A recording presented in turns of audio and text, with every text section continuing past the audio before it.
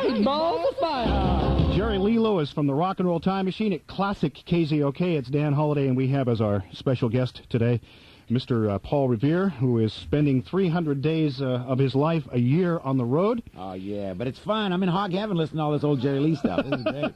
I love it. This is great. All right. We have something that we wanted to give to you this morning on the air in front of all of your fans, and that is that we understand that you like Twinkies.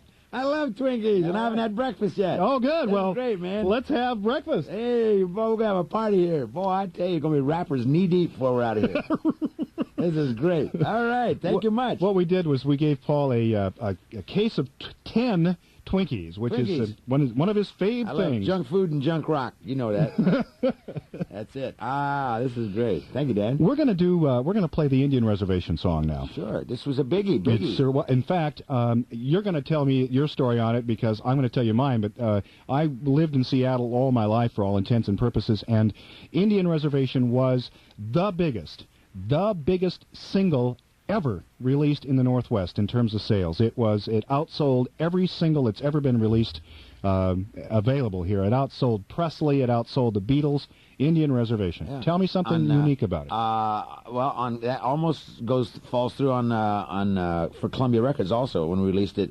I think at the time that we released Indian Reservation, it sold like 3 million records, just in the United States, and the only single that had sold that many was on Columbia was Simon and Garfunkel's Bridge Over Troubled Water, and that was internationally. I mean, that they only sold that many internationally, where ours was just sold just in the U.S. So it was the biggest record that Columbia Records had up to that date. The only other record that they thought might have tied it in sales, believe this or not, trivia here, is Big Bad John by Jimmy Dean. Yeah. Which was also Columbia Records. Right. And so they thought that it might have beat that. And so it was a monster record. But when we originally released it, it came out and it was like 130 with an anchor. Nobody would play it. Nobody would play it. Right. And I was sure that thing was a hit.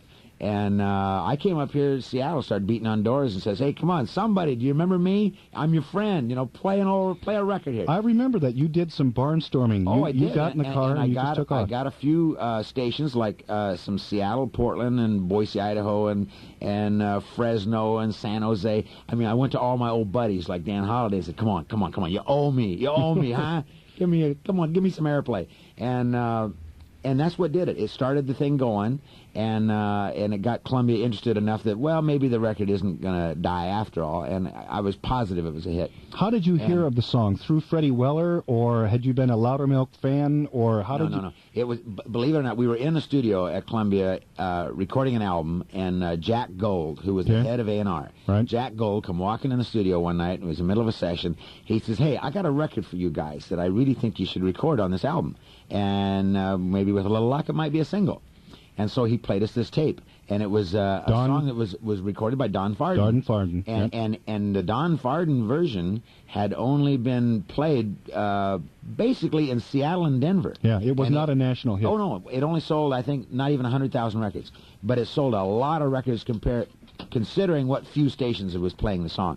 And he said, "I think this is a hit that got lost," because it had been about 2 years since it had been out, and nothing had happened with it. And so he suggested re-recording it, and so we did it in the studio, and it turned out really good.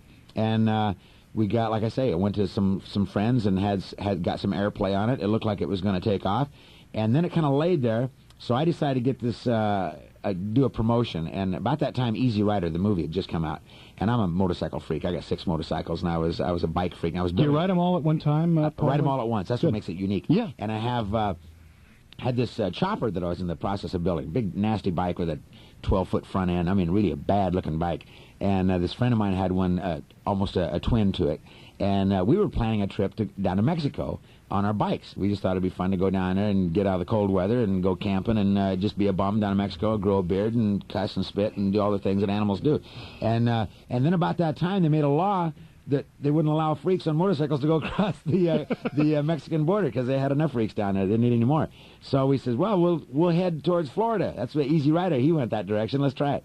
And so we took off on the bikes, and I got a box of records, and I stuck it on the back on my sissy bar. And so every time I saw a radio tower, I would just pull in there, and I'd spin my tires on the disc jockey's forehead and threaten his life if he didn't play the song. And I ended up hitting about 300 radio stations, and it took me about 2 months.